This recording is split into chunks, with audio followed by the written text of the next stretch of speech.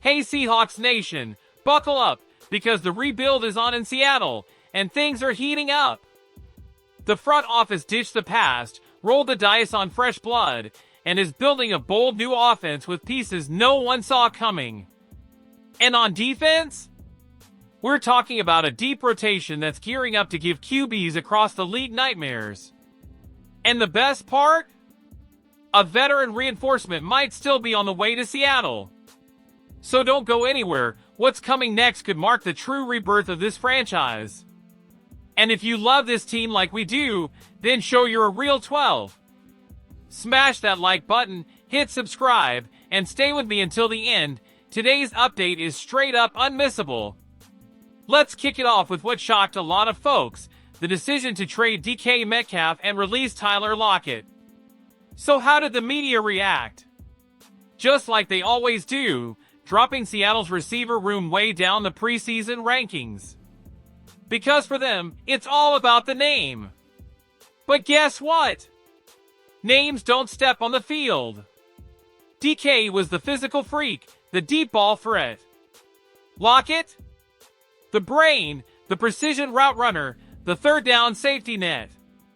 With both gone, the group suddenly looked like a giant question mark, maybe even a disaster, depending on who you ask.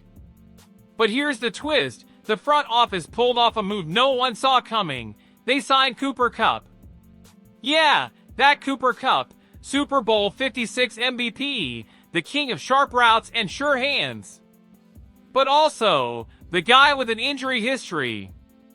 And that's what's got some people thinking the group actually got worse with him on board. Crazy, right? The Seahawks bring in one of the most productive wideouts of the past decade, and critics are still shaking their heads. That's because Kupp has become the kind of player people view more for the risk than the reward. But if he stays healthy, and yeah, that's a big if, he could become the new QB's best friend, especially in a system that demands quick reads and smart decisions. Still, that's all projection, not reality. Reality could look very different if Jackson Smith-Njigba takes the leap we've been waiting for in year 2. He showed flashes in 2024, especially in the slot, but now he's got every chance to step into a bigger role. And if that happens, pairing him with Kupp could be lethal in the short and intermediate game. But wait, there's another piece to this puzzle. A name most people didn't circle on draft boards is starting to turn heads, Torrey Horton, wideout out of Colorado State, taken in the 5th round. He fell in the draft after a midseason knee injury, and teams got scared off. Looks like they made a huge mistake. Not only is he back at full speed in non-contact drills, he's standing out, and not just as a receiver. He's making noise in punt and kickoff returns, too. The kid's electric. He's tall, 6 feet 3 inches, with the kind of speed that stretches the field. Sure, he still needs to bulk up and adjust to NFL physicality, but the talent is legit. And with the league's new kickoff rule encouraging more returns over touchbacks, he could be a hidden weapon. Under the rule, if the ball's fair caught or lands in the end zone, it gets placed at the 35, which means more teams will try to kick short. And guess who might shine in that new landscape? That's right, Torrey Horton. If he stays healthy and grasps the system, he could turn into one of those late-round steals fans never forget. The guy's got burst, vision, and a natural instinct for big plays. He's not going to be WR1 in 2025, no way. But as WR3, WR4, or a return ace. Bet on it! Now, flipping to the other side of the ball, let's talk about what Seattle is quietly building on the defensive front. And believe me, it's getting serious.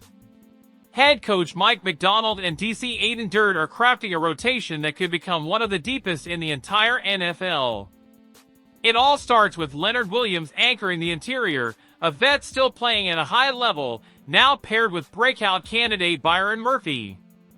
If Murphy hits the ceiling the staff believes he can, this D-line could be dominant in the trenches. But that's just the beginning. Off the edge, Seattle is stacked. DeMarcus Lawrence joins as a starter, Uchenna Nwosu is back healthy, and they've got Boy Mafe and Derek Hall right behind. Hall, by the way, gave an awesome interview to Stacey Ross over at Seattle Sports, where he dropped a quote that says it all: pass rush wins championships. He's not wrong.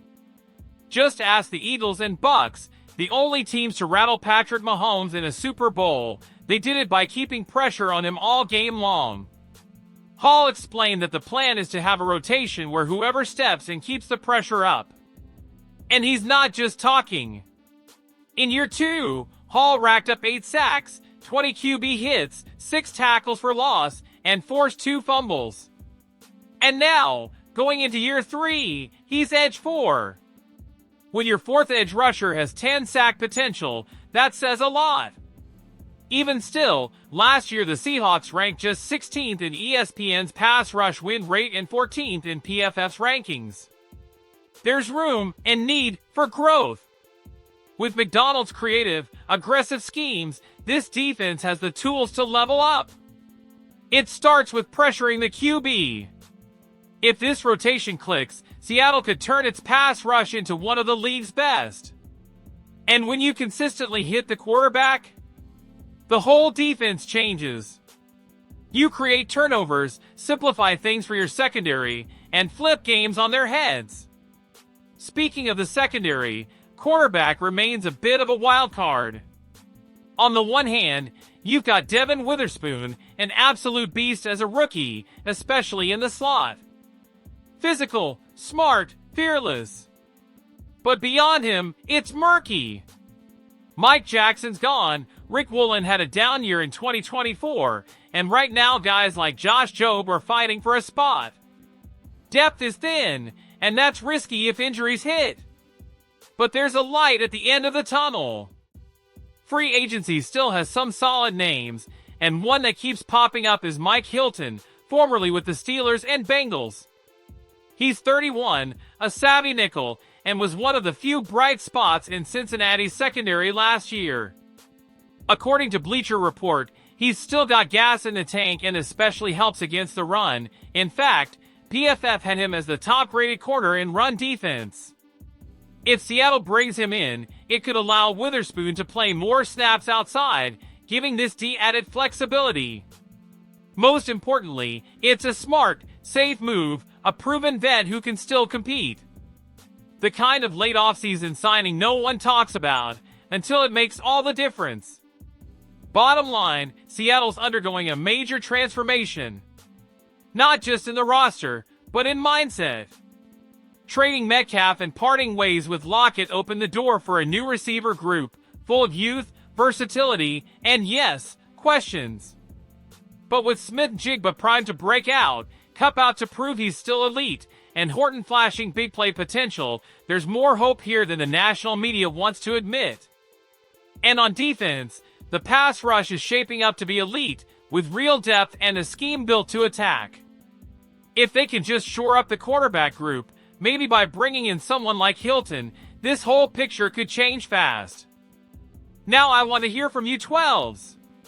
Do you believe the Seahawks are truly headed in the right direction with all these moves? Can this rebuild surprise folks as early as 2025? And would signing Mike Hilton be the final piece to lock this defense in? Drop your thoughts in the comments. I'm always watching what the real ones have to say. And hey, if you want to stay plugged into everything happening behind the scenes in Seahawks land, hit that like, subscribe, and turn on notifications so you don't miss a thing. Let's show the league the real power of the 12s. Go Hawks!